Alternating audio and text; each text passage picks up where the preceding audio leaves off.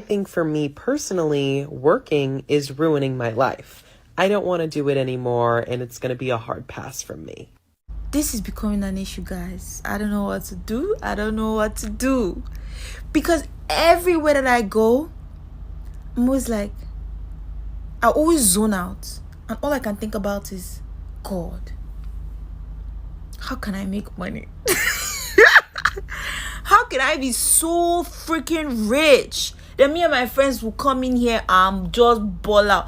Like, I was in Obi's house the other day and I was thinking to myself, Jesus, imagine if it was me they were paying all this money to. Guys, I don't want to be just a consumer. I don't just want to be consuming. I also want to be creating for people to consume. What?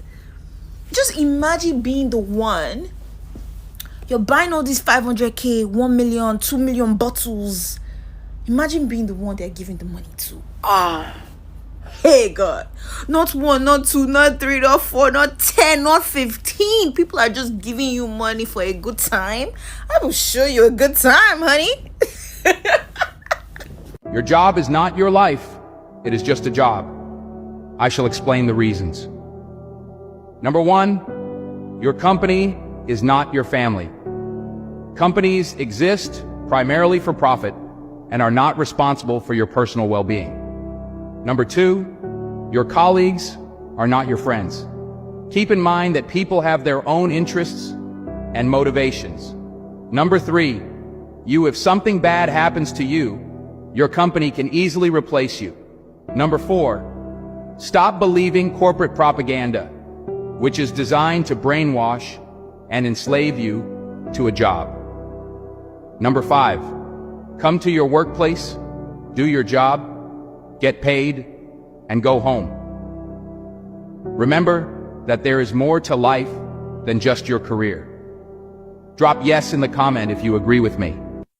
I'm doing a note by 2025, and the first part of that for me has been decluttering my house. So this is everything that I'm taking to Goodwill today to free up space in my house. Okay, first up we have random water bottles that I don't use because I have 90 of them. 2 little baby crock pots, which I literally bought at Goodwill, and I've used these maybe 1 time, and I've had them for like 2 years. I don't need them. An entire bag of my kids' clothes because they don't need 97 t-shirts.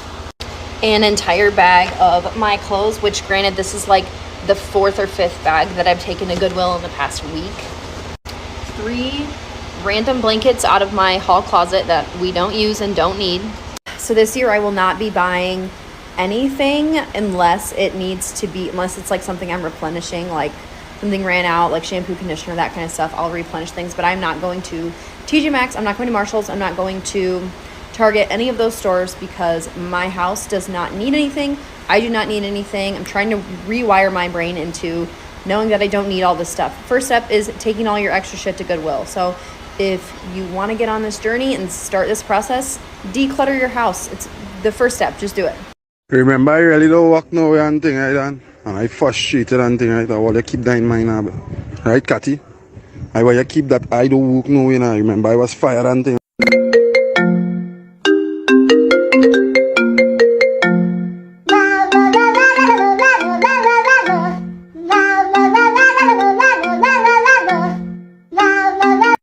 I would not be celebrating no Christmas, because Christmas is for people who have money. And I do not fall in that category. So who celebrating and having a good time, big up on yourself. Have fun, or keep it safe. I'm not on that Christmas thing. Probably next year or the year after. Probably by 2028 and thing when I finally catch myself. But right now, I backing out of that Christmas thing. I'm literally sitting at fucking work trying not to lose my fucking shit because I am so over this goddamn holiday. I hate Christmas. I fucking hate it. And if you're fucking poor, you probably also hate Christmas because this is a fucking rich people holiday and it is impossible to enjoy if you don't have fucking money. Someone came in here today and told me that they spent $500 on a light up deer. What? I'm literally struggling to pay for the one thing my child wants for Christmas, which is $500. And people are spending that on fucking decor. A lot of people were really upset with my video yesterday about me talking about how Christmas is a rich person holiday. And I knew I was gonna get those type of comments, but like, I just think it's really funny. I think it's really funny that people wanted to suggest all these things I could do without money. And let's just bring up a couple of these examples. I was gonna tag this person's comment, but this person always leaves like miserable comments on my post and really wants attention. So I just screenshotted it. I'm gonna let them see this video and then I'm gonna block them, but I just wanna like go over these examples really quick. Also, I have a lot of people saying that $500 is really crazy for a present, and it absolutely is. I will not be buying my daughter the $500 gift she wants, and I will be trying to find a cheaper option, but it's just the fact that some people are spending $500 on decor while I'm struggling to just think of trying to get her something close to that gift. But let's go over these examples. Making cookies with your kids, cheap. It is, unless you literally have no money, because you have to buy cookie mix or you have to buy ingredients for the cookies. So yes, cheap, but if you're on your last dollar, you can't do that. Reading Christmas books, watching movies together, free. Yes, if you have Christmas books and if you have Christmas movies. Otherwise, you have to pay for both of those. And yes, I do have Christmas books and movies, and we will be doing that. But for some people, that's not possible. Putting up string lights, $5. Again, that's still $5, and $5 I might not have. Dollar store stockings, $20. Might not have that $20, and then even if I did have the $20 to buy the stockings, what if I didn't have the money to fill them? Not very Christmassy feeling, is it? Drive around and look at Christmas lights, $5. I'm assuming for the gas, which you're right, but again, if we don't have $5, we can't go and do that. If you're like me and have to plan your gas for work and taking your kids around, you might not have that extra gas money. And that may sound pathetic to a lot of people on here, and be grateful if that sounds pathetic to you, because you've obviously never been in that situation and you've never had to go through it. And I love the people that want to just tell me that if I feel the Christmas magic and if I'm positive, we will have a great Christmas, even if I couldn't buy gifts. But let me tell you, are you gonna wake up with your kids with no gifts on Christmas? I can have all the Christmas magic I want, but when my kids wake up and there are no gifts, the magic, I feel like, will be lost.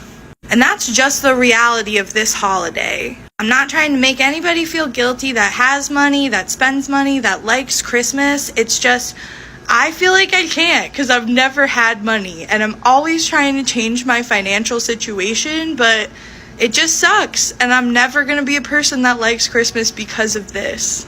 Not to mention, so many people are just struggling in this world while people just spend crazy money on things that are useless. It's very frustrating. Happy holidays. If any at all you haven't been considering starting your own online business, I think now is the time. Jamaica is amongst many countries who is now paying the lowest amount in salary. Jamaica paying you guys the lowest amount, right, for the work that you're doing, for the 9 to 5 that you have been implementing. Guess what? You need to start your own online business today as a digital marketer. Get paid in USD, because guess what? The Jamaican currency is getting weaker and weaker and weaker and weaker, and you're continuing working harder and harder to make less money.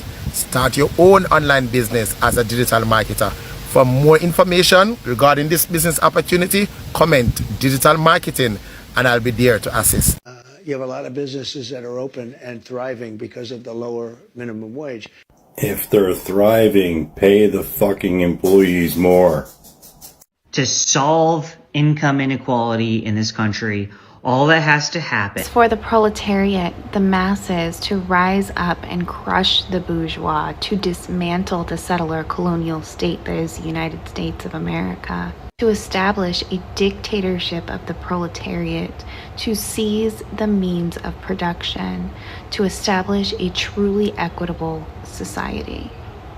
Eat the fucking rich. Trinidad, wake up. Like all you forget, the country broke where USD is concerned. All you forget that. All you forget, the reason why this artist is flying in is to capitalize off of Carnival 2025 for the USD, because we country don't have it. They forget they get the friends the USD and the other friends the USD, so they're trying to make it back off of us. And you guys are showing them. If all you have to dig it out of the dirt, sell a kidney, sell a liver, all you're gonna do it just to say you was there. You went that. Me?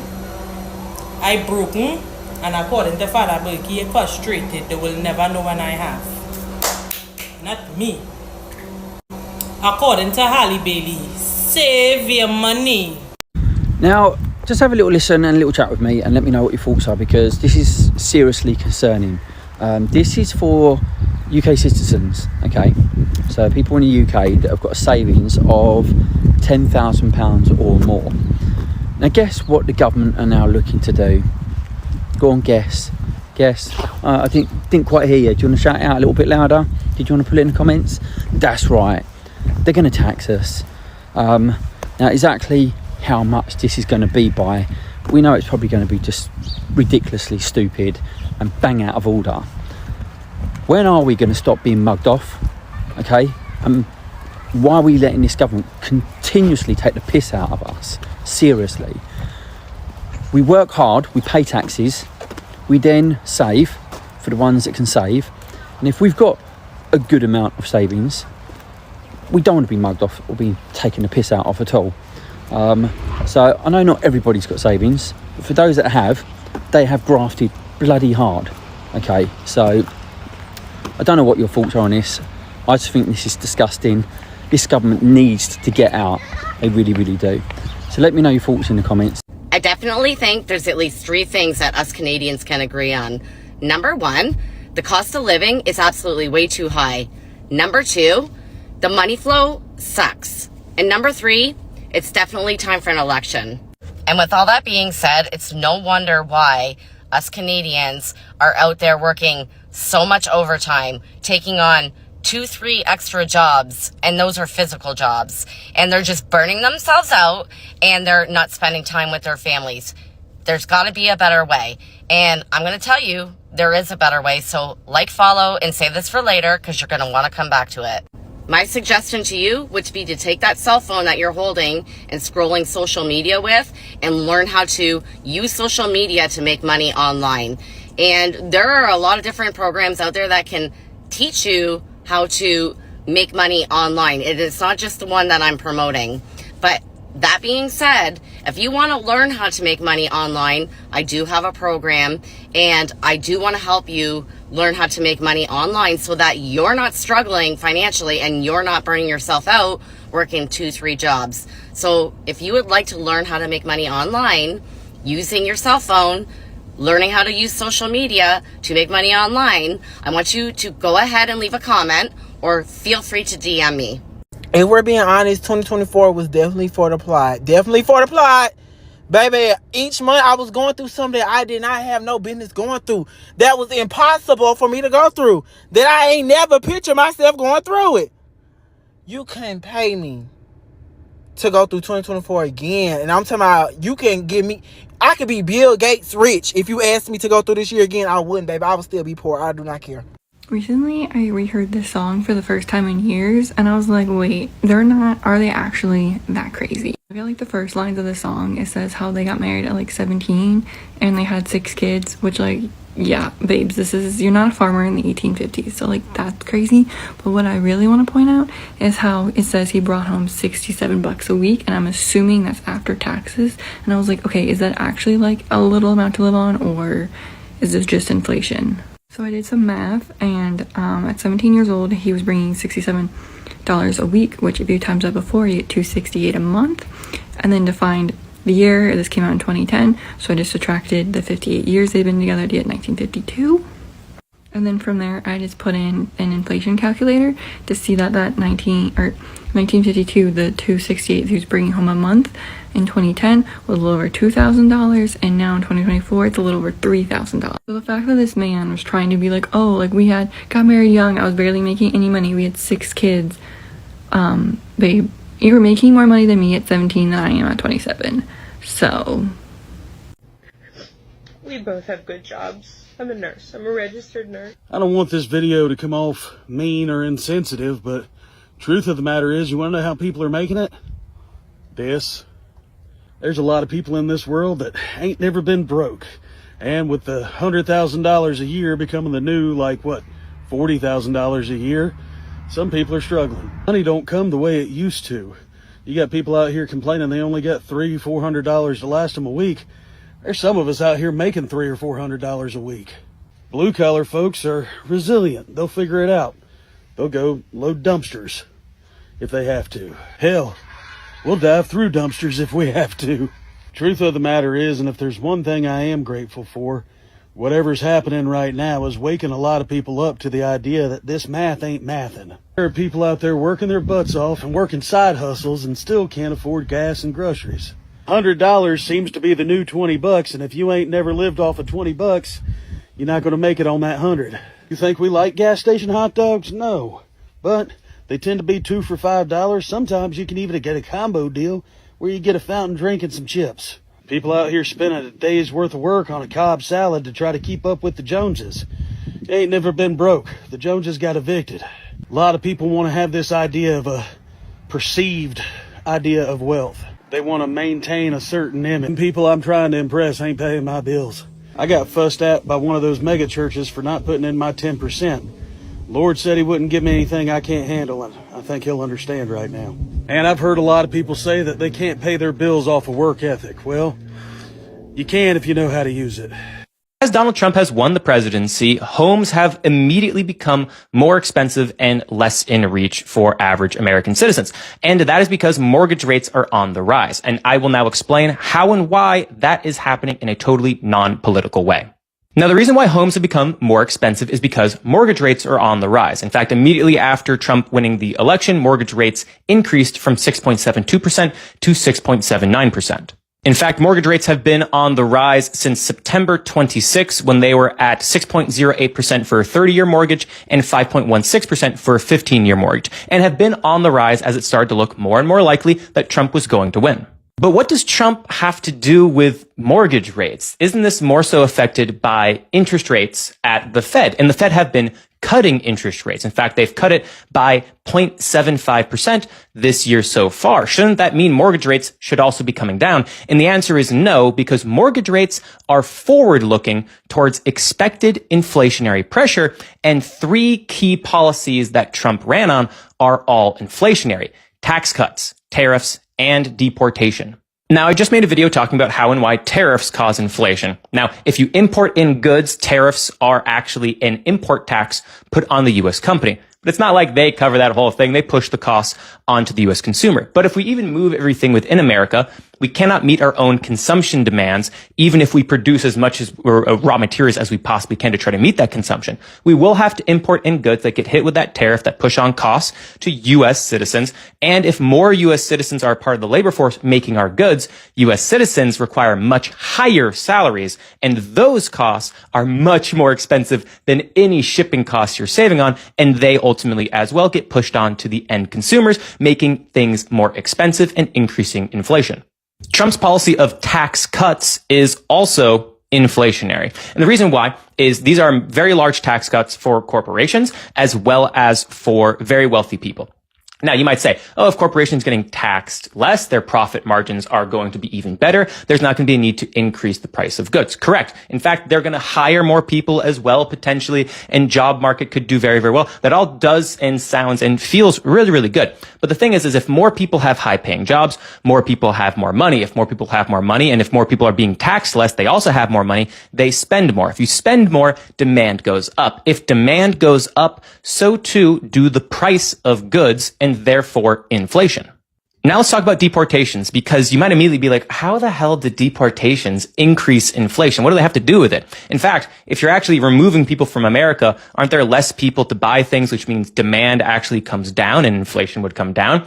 That is an effect. However, the effect of increased labor costs, because cheap labor from immigration, especially for things like picking crops and agriculture, you're going to have to hire more people locally. Once again, Americans require much higher salaries. So if a company's labor costs go up, It's not like they eat those costs for the benefit of society. These are for-profit companies, right? They're going to take those costs and cook them into their products, and the cost of the goods go up at a much higher degree than the demand comes down from less people in America because they've been deported, right? It is ultimately an inflationary trigger.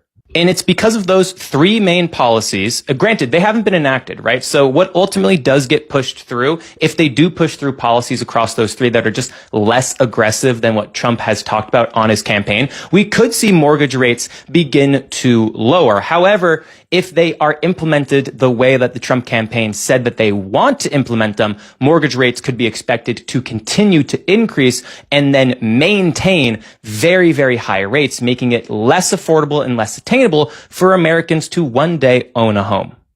I just got a call from a friend of mine asking me if I knew a good place for someone to tent because his other friend, who works full-time, is now homeless because of Trudeau and Chow and all these commies.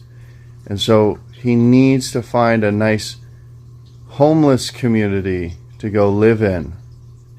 These are wild times. I think all of us are truly on the same side because if we look at issues, the average American's life, regardless of presidential administration, has gotten worse since 1980. In 1980, the average salary was 40% of what the average home price is. Now it's 10%, right? There's an affordability crisis in this country. And while us as working people, we're arguing about drag queens in schools and all these other issues, we're completely ignoring the fact that it's our young that's getting sent off to die in these wars. It's our young who are not going to have the ability to buy a home, and it's going to be drastically harder to live the lifestyle that their parents lived. And I would just like to open an olive branch to everybody. I want to have real conversations because I feel like it's the Democrats that say the Republicans, they're the party that support those elites. And it's Republicans who say it's the Democrats. That's the party that supports those elites. And I would like to have conversations for us to try to figure out how we can all live a better life. Elon Musk, the world's richest man, wants to cut $2 trillion in federal spending. The United States is $36 trillion in debt, and Elon is a billionaire genius that's going to fix it all. A man that has used more taxpayer money to build his empire than we will ever see in a lifetime wants to dismantle the very systems and safety nets that our taxpayer dollars are supposed to have been paying for. We're not in debt because our parents or our grandparents are collecting Social Security. We're not in debt because of a struggling family's Medicaid benefits. We're in debt because for decades we have prioritized corporate profits, endless wars, and tax cuts for the rich over the well-being of ordinary Americans. Donald Trump's 2017 tax cuts for the rich, which are still in effect today, are estimated to increase the deficit by almost $2 trillion over 10 years. Why don't you start there if you want to save $2 trillion? The United States spends more on defense than the next 10 countries combined. You've got billions to pay defense contractors, but you want to cut VA benefits while veterans are sleeping on the streets.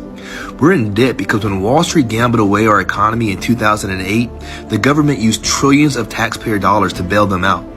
The American people did not create this problem, but we will be the ones to bear the burden. The $2 trillion in cuts won't come from defense contractors or corporate subsidies. They're going to come from programs that millions of Americans rely on, have paid for, and are legally entitled to. Social Security is funded directly from our paychecks, but I guess we can kiss that money goodbye because that's getting cut. Millions of taxpayers will lose access to health care because Medicaid is getting cut. Education benefits, college grants, all that's getting cut. Thousands of federal employees are going to be looking for a job. And who knows, Elon might just cut unemployment compensation as well. The man who built his fortune on the backs of tax-paying Americans is going to cut the very programs that benefit those taxpayers. The way that Elon Musk plans on achieving his $2 trillion in cuts is a betrayal of the American people. It's class warfare, stripping resources from those that need it most while the richest among us get richer. And Elon has been tasked to make sure that that happens in the most efficient way possible. Pleasant good morning, Trinidad and Tobago. How are you? Now, I have been thinking why it is we as a people, we are so brainwashed. What happened to us? Why we cannot stand up? We just believe in, well, we go vote people out, or somebody do something for you, turn the other cheek, just sit down and take. And in my research, I realized We have been brainwashed from since the Massa days by means of our religious books, and especially the Bible, Christianity. The Massa have forced us, our ancestors, into believing the lies that they have written in this book called the Bible. Now, a lot of all you could, I know all you will come down on me for this, some of all you Christians, but have an open mind. Now, I am not saying that the Bible is a lie, but a lot of it was manipulated, was changed for us to be a submissive people. And when or while they plundered and raped and killed and steal all the goals from our ancestors and forced our ancestors into slavery to get the same goal that they were trying to, and not trying anymore, but when they got the goal and they live in the best life, they convince us that our best life is when we die. And when we go to heaven, we will be in a street, we will have streets of gold. So they're living their best life here, while our best life, we waiting to die to go and have our best life. Now, another thing is that they have plans, right? 100-year, 500-year plans for their children, grandchildren, great-grandchildren, great-great-grandchildren. They're putting things in place for their generation, right? While they're brainwashing you to think here what the rapture coming, Christ coming just now. So you don't have to put nothing in place for your children and your grandchildren, because Christ coming just now. You're going to die. All you think of how this whole brainwashing system came into place. You remember when you went to school, right? And as a child, they're brainwashing you, because this brainwash starts from inception, from a child, right? Because they did it to your grandparents, your forefathers coming down, and your parents doing it to you to have you in submission. Don't go there, sit down there, right? Don't move. And when you're going to school, you hear the bell ring, you know that it's to run and get in line. And then they're telling you, okay, hands up, down, hands up, down. And they put you in a small desk to sit down. And they teach you. You can't talk, you can't move. And they brainwash you with the education for you to be a submissive person, for you to shut your mouth and don't say anything. Now, I want all you to do some research and see the ways in which the government, whether it is PNM, UNC, COP, whoever, how they are brainwashing you, how they have you in submission, where when they're doing this shit, you can't move, you can't think for yourself, you are afraid. We are a people who we are always in fear of what the government is going to do. We yap and we bump our gums behind closed doors. But we cannot come out and speak because of fear. Because of the fear they have instilled in us. And to make us a submissive people. Check all your Bible. Check what it teach you. Because there are a lot of things in that book. It's to have you where you are today. A submissive, dumb people, where you're not providing for your generation. You're not putting things in place so that your children and your children will have a better future. All you're there, just waiting to die to go to heaven. And not enjoying all your best life here on this earth. God gave all you one life to live. One. And you all prefer to sit down and wait to die. To have that best life. So this is just food for thought. Think about what I'm saying. Right? I'm not bashing the Bible, you know. There are some things in it. Yeah, it's real. God is real. I know it have a God. I believe in God. But there are some things that all you have to take a second to read. And think about, is that true? Was this put here to have me a submissive person, to keep me in line, so that I will do what the master say, or whoever in power? Think about it. And all you will, any comments, tell me, write it up in the comments what all you think. I would love to hear it.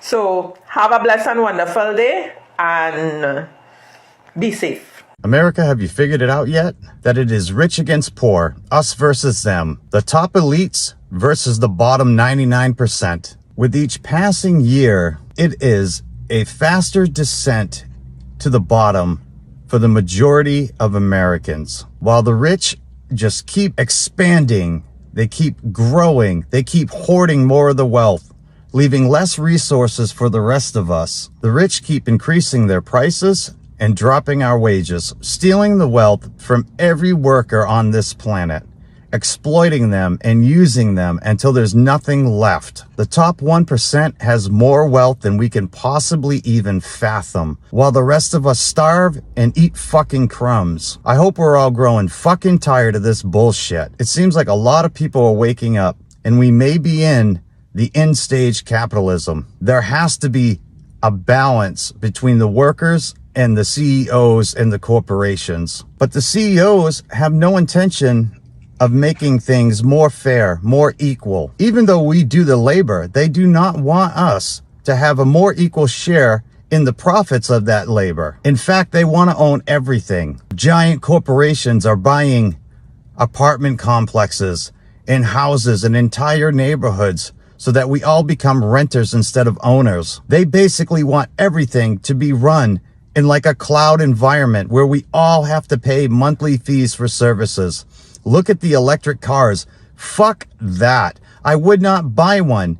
They want to start having subscription models just to have fucking air conditioning. Are you kidding me? The most basic shit. They are finding ways to extrapolate our wealth and make us pay for the most mundane shit. How much longer can Americans bear the weight of funding CEOs, corporations, and the billionaire class? How far do we have to sink as a society before we say no more? We already can't survive. What is it going to take for Americans to wake up and demand real fucking change?